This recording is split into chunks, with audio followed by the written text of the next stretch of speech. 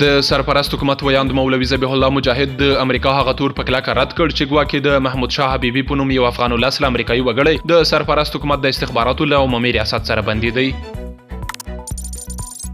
د هیواد د بهرنیو چارو وزارت مرستیال ډاکټر محمد نعیم د آذربایجان د بهرنیو چارو وزارت له مرستیال نور محمدوف سره په کتنه کې د دوه اړخیزو همکاریو ترڅنګ پر یو شمېر نورو مهمو موضوعاتو بحث او خبرې کړې دي.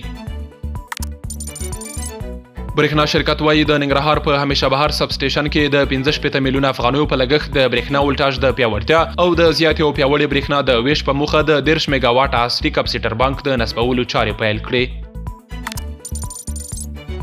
کورنیو چارو وزارت وایي امنیتي ځواکونو د عاشورا د مذهبي ورځو په رانږدې کېدو سره د کابل تکیه خانو اړوند سیمو کې د امنیتي ګواښونو د مخنیوي په موخه کلک امنیتي تدابیر نیولي دي. رویټرز راپور ورکړی چې غزه کې د 2023 کال له اکتوبر راهیسې د اسرایلي رژیم په بریدونو کې د شهیدانو شمېر له 50,000 څخه واوښت او همداراز 1,40,592 تنه نور ټپیان شوي دي. د نړیوالو رسنیو د راپورونو له مخې د اندونیزیا بالي ټاپو ته نږدې یوه مسافر وړونکې بیړۍ ډوبه شوې چې د 15 کسانو له ډلې څخه یې 22 ژغورل شوي او 43 نور بیا لا درکه دي.